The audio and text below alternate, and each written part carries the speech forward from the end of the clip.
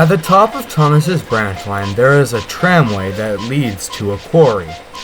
Every day, punctually at 12:30, Thomas collects wagons of stone from the quarry and brings them down the line to the top station.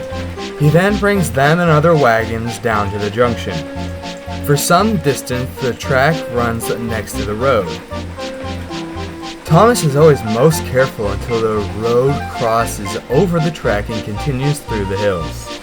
At the crossing, a police officer often waited for the train to pass. He was friendly to the railway and always waved at Thomas.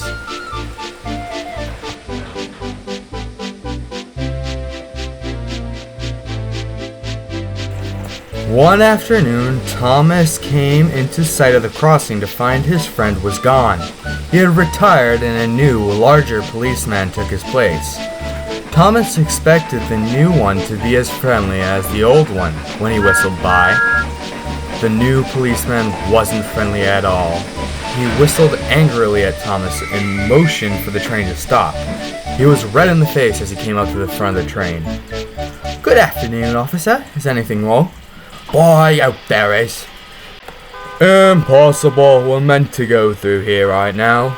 Our train is stapled up. I know, but you can't be it." "Ugh, why?" scoffed Thomas.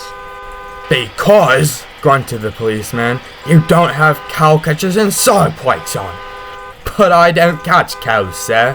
"Don't be funny with me. Engines traveling down public roads must have covered wheels to protect people and animals in possible collisions. It is the law.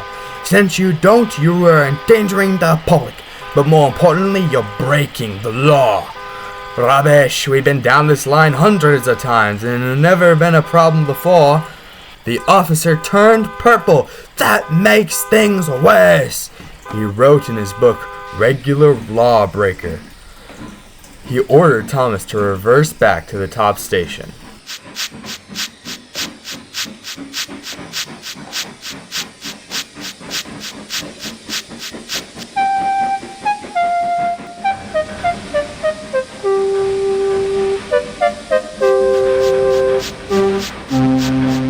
When they got there, the officer called the fat controller, who rushed up immediately with Glenn.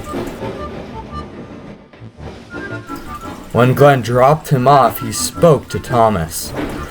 "I was surprised they let you run the service up to the quarry. They always had me run with coverings." "I never saw you with coverings." "Oh, I had them on hooks. They were heavy, so I could never have them on permanently." "Oh, I see. You must have looked like a tram." On the platform, the fat controller had been arguing with some officers. But when he heard what Thomas said, he stopped arguing and turned. "What did you say, Thomas?" "Oh, that Glenn must have looked funny." "No, about a tram." "Yeah, Glenn would have looked like one of those trams. I used to see them when I worked on the mainland." The fat controller beamed. "When I was on holiday, I met a little tram engine called Toby, who was about to be out of a job.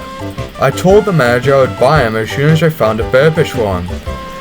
Well, I think I just did find a purpose. The work here has been requiring another engine. I must telephone him right away." And with that, the fat controller hurried off, leaving Thomas offended. "Help? I don't need help." 2 days later, Thomas and Edward waited at the junction when they heard a bell. "Oh great, this one doesn't even have a whistle."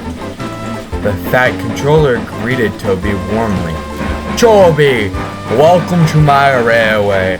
I hope you had a good trip." "Thank you, sir. Yes, I did. You didn't tell me you were the controller of the Northwestern Railway. It is an honor." The fat controller chuckled. "Yes, well, sometimes I don't like all the attention Wilbur Audrey has helped put on us lately. I see you brought Henrietta."